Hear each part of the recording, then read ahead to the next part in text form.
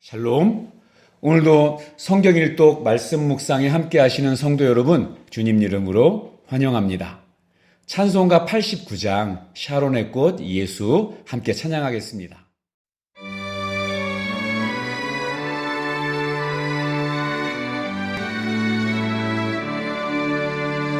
샤론의 꽃 예수 나의 마음에 거룩하고 아름답게 피소서. 내 생명이 참 사랑의 향기로 간 데마다 풍겨나게 하소서.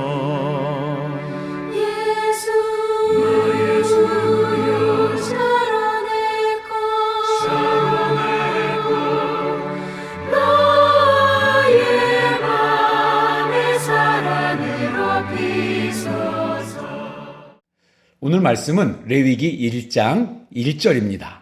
레위기 1장 1절 말씀을 제가 봉독하겠습니다. 여호와께서 회막에서 모세를 부르시고 그에게 말씀하여 이르시되. 반갑습니다. 성경 일독 여행 벌써 세 번째 책 레위기 차례가 되었습니다.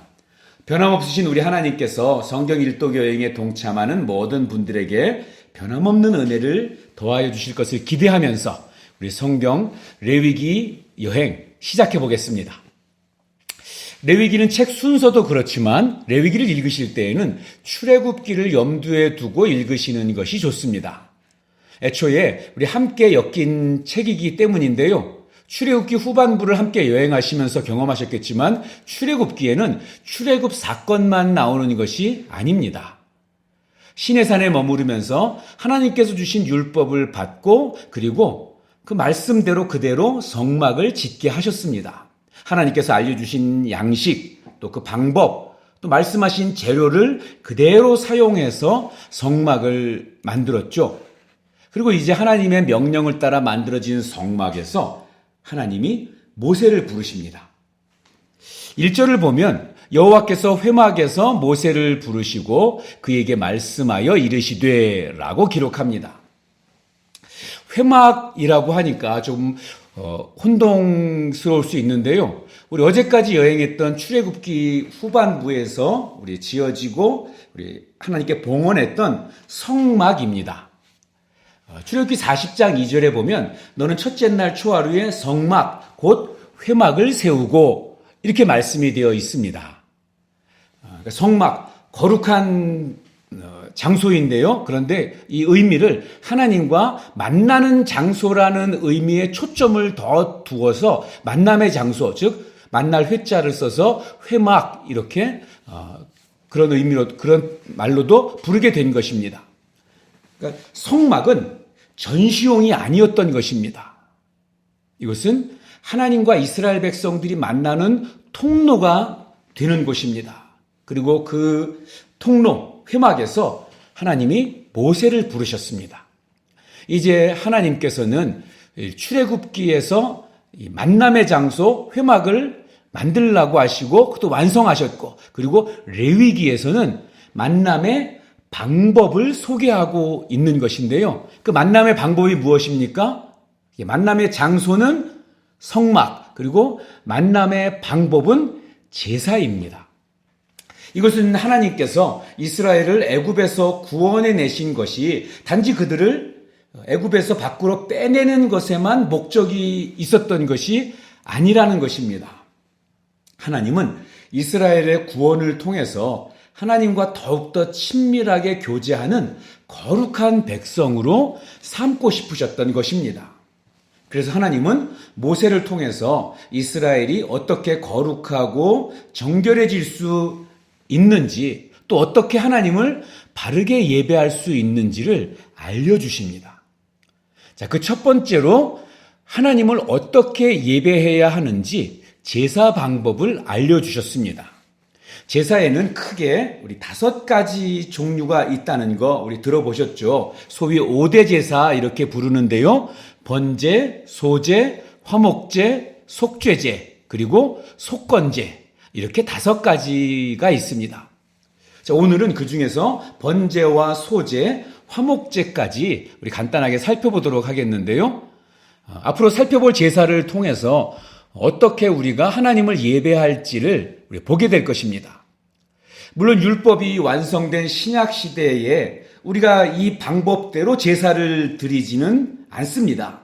하지만 이 제사 속에 담겨져 있는 아주 중요한 원리들을 우리가 발견하게 될 텐데, 바로 우리가 어떻게 하나님을 예배할 것인가 하는 점입니다.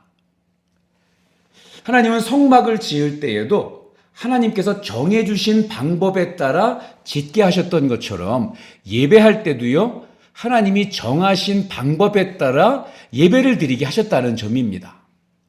오랫동안 애굽에서 이 애굽 사람들이 신을 어떻게 섬기며 사는지 보고 살아온 이스라엘 사람들이었습니다. 무려 400년 동안 그 온갖 우상들이 꽉 차 있는 그런 그 애굽 사람들의 그 우상 숭배하는 것을 지켜보며 살았습니다.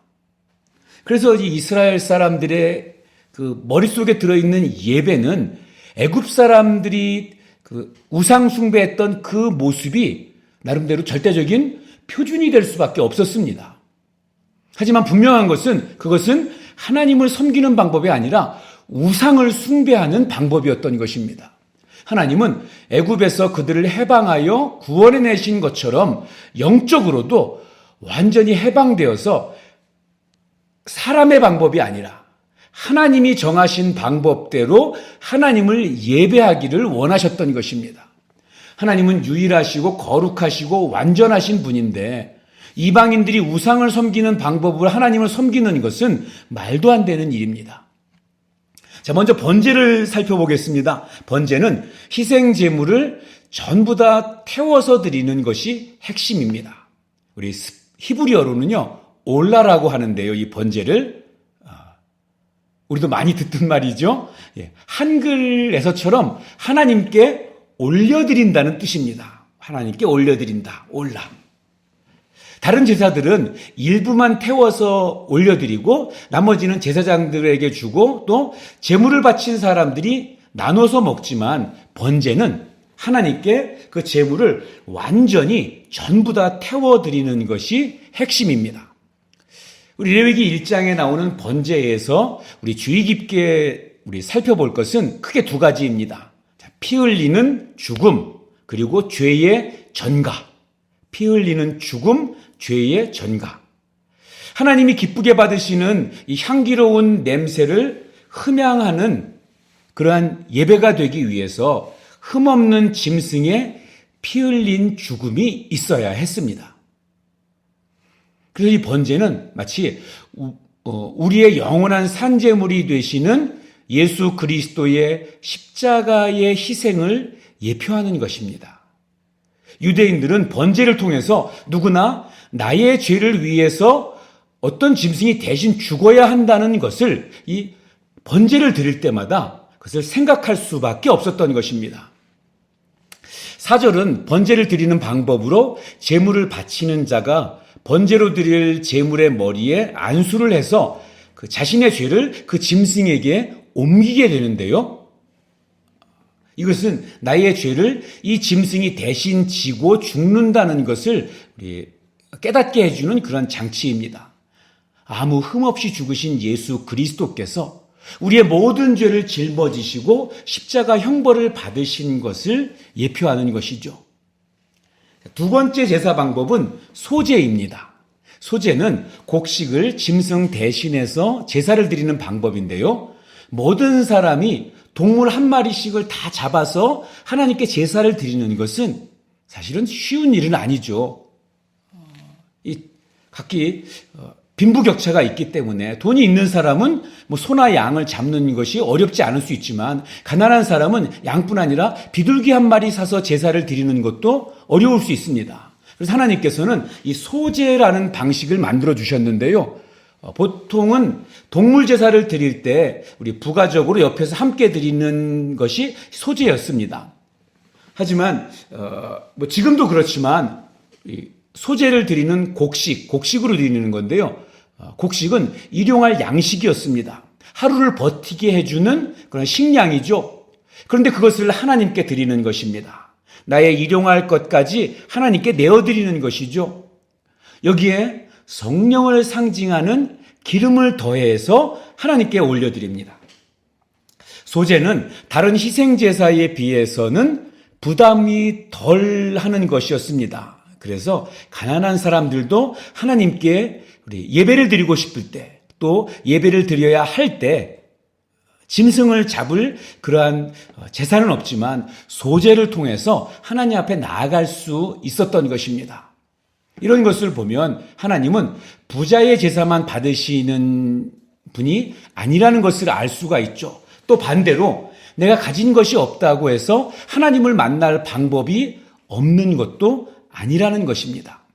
하나님은 이렇게 모든 사람들이 하나님을 만날 수 있는 길을 열어놓으셨습니다. 세 번째 방법은 화목제입니다. 화목제는 번제처럼 제물을 태워서 드리기는 하지만 전부를 드리지 않고 일부만 태워서 드립니다. 하나님 앞에 서원한 것이 있거나 내가 자원한 것 또는 감사할 일들이 있을 때 화목제를 드렸습니다. 화목제의 특징, 제사를 드리고 나면 그 일부를 제사장에게 바치고 나머지는 이웃들이 함께 모여서 나눠 먹어야 합니다. 그래서 한 사람이 화목제를 드리고 나면 그 마을에 소 한 마리를 잡아서 그죠? 함께 나누어 먹는 잔치가 벌어지게 되는 거죠. 먹을 양식이 충분하지 않을 때였다는 것을 생각하면 한 사람의 화목제로 인해서 온 동네가 함께 먹고 마시면서 샬롬을 맛보게 되는 좋은 기회가 되었던 것입니다. 때로는 우리가 신앙생활을 하면서 형식에 치우쳐 가기 쉽습니다. 그럴 때 예배는 축제이면서 또 우리가 함께 나누는 것이 될 수 있습니다.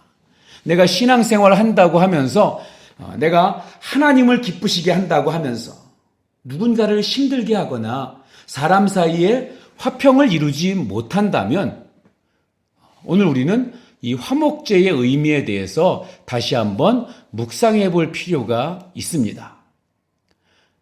예수님의 십자가를 보면 우리 하나님을 향한, 위를 향한 그런 기둥만 있는 것이 아니라 옆을 향한 우리 가로막대도 있지 않습니까? 나의 신앙과 나의 수고와 나의 섬김이 하나님과 나 사이의 관계를 연결하고 깊게 해주는 것에서만 끝나는 것이 아니라 십자가의 가로막대기처럼 옆에 있는 사람들에게도 기쁨이 되고 위로가 되고 샬롬이 되는 그런 우리가 되어야 진정한 믿음의 사람의 모습이 된다고 할 수 있습니다. 하나님을 향한 위로의 화평을 이루고 동시에 사람 사이에 이 좌우 가로를 향한 그런 화평도 이루기 위해서 애쓰는 우리 사랑에게 모든 성도들이 되기를 소원합니다. 기도하겠습니다. 하나님 감사합니다.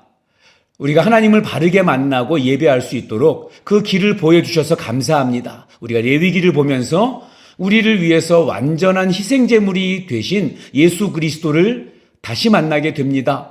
나의 죄를 온전히 대속하신 예수 그리스도의 사랑과 은혜를 늘 묵상하는 우리가 되게 하여 주시옵소서. 또한 우리가 하나님과 깊어져 감에 따라 세상에서도 화평을 함께 이루는 사람이 되게 하여 주시옵소서. 오늘 하루도 더욱 예수 그리스도를 의지하여 하나님께 한 걸음 더 나아가는 그런 날이 되기를 바라면서 이 모든 말씀 예수님의 이름으로 기도하옵나이다. 아멘. 오늘 읽으실 말씀은 레위기 1장, 2장, 3장입니다. 오늘도 말씀을 통한 하나님의 은혜가 우리 모든 성도님들 위해 함께 하시기를 축복합니다.